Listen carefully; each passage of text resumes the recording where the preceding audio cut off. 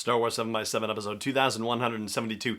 Today we're looking at technology. This is episode 4 from the Disney Gallery series about Star Wars The Mandalorian, and there is a wonderful story about how this all ties into the original dream of George Lucas's and how it's finally being realized. Punch it.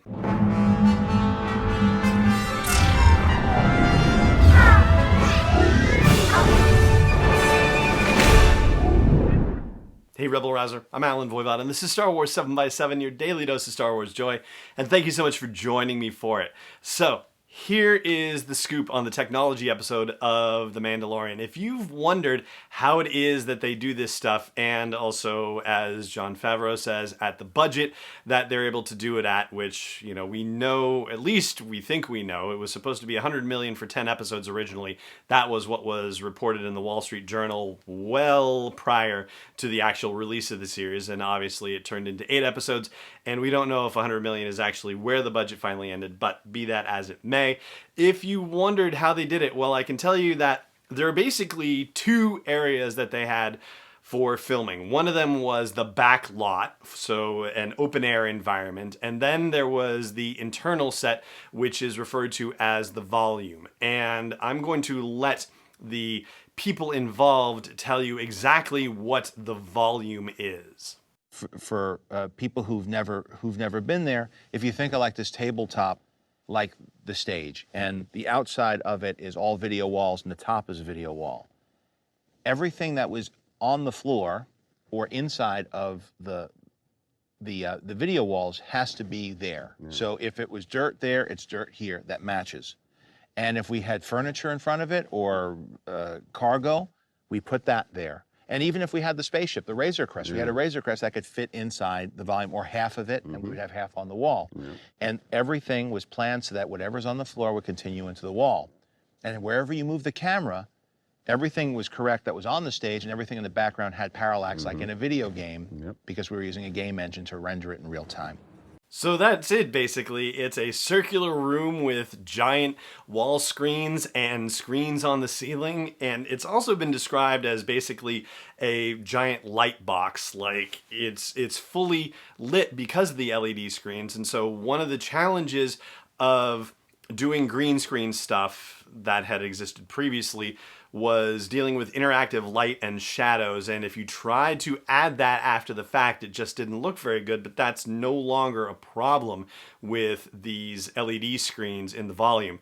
And there's more conversation that happens about how it's difficult to tell where the floor stops and where the actual walls begin because it blends so well in the environment, and how it tricks the eye, and how it uses a game engine, a video game engine, to create the real-time updating of the environment. So if you imagine when you're playing a video game, and if you're in a world and you're using a joystick to move yourself around and you're looking around, and the environment changes as you move your perspective around, they're doing that with the camera. They've basically constructed this environment digitally and uploaded it into a gaming engine, but it's probably a really significantly crazier gaming engine because it's actually being projected onto this giant environment. And so, the pixel pitches, as Jon Favreau says early on in the episode, have evolved to the point where they're able to do something like this now in real time, have it render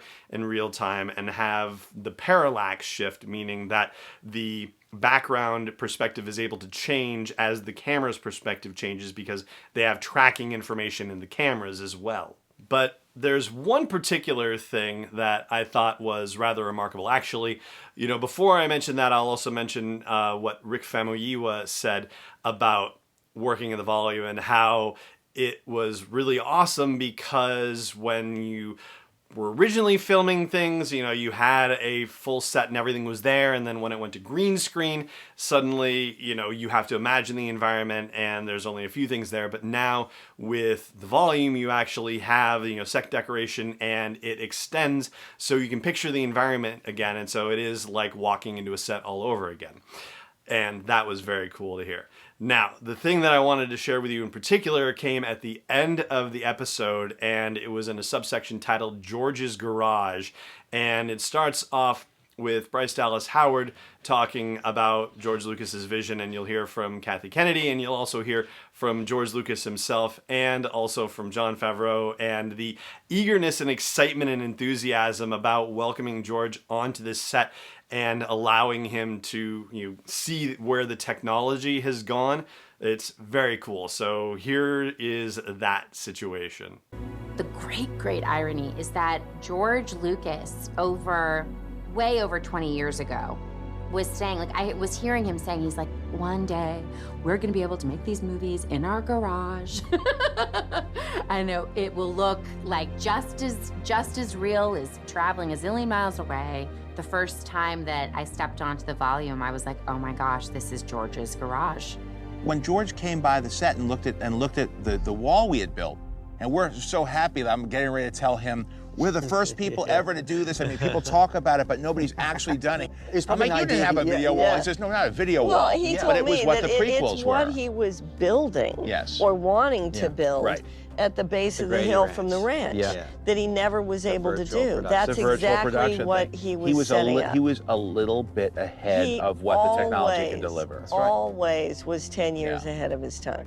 Once we got digital, we could actually, especially like with blue screen, we could, shoot the stuff, do it in blue screen, and do all that stuff, and then just do it later. Now you can actually do it on the set, which is even better. So I gotta say, if you are at all interested in behind the scenes stuff about the Star Wars movies, about the Star Wars TV shows, how stuff gets made, this really is a fantastic episode. It is just mind-blowing to see how the environments in The Mandalorian were actually created. And, they even talk about the fact that with green screen, they couldn't deal with reflective surfaces because it would just reflect the green, and you would have to then patch in a reflection on the reflective surface, like, for example, the Mandalorian's helmet.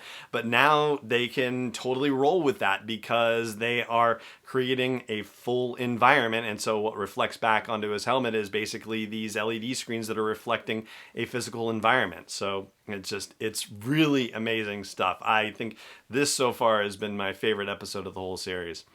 That is going to do it for today's episode of the show today. I hope you do check out that episode of the Gallery series if you have Disney Plus. And yeah, I would love to know what you think about it too. So chime in wherever you have the opportunity to do so, or at home base at sw7x7.com. Thank you so much for joining me, as always.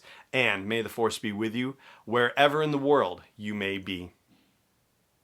Endorsed or sponsored yet by Lucasfilm Limited, Disney, or 20th Century Fox. It is intended for entertainment and information purposes only. Star Wars, the Star Wars logo, all names and pictures of Star Wars characters, vehicles, and any other related Star Wars items are registered trademarks and or copyrights of Lucasfilm Limited or their respective trademark and copyright holders. May the Force be with them. All original content is copyright 2019 by Star Wars 7x7. We hope you love it.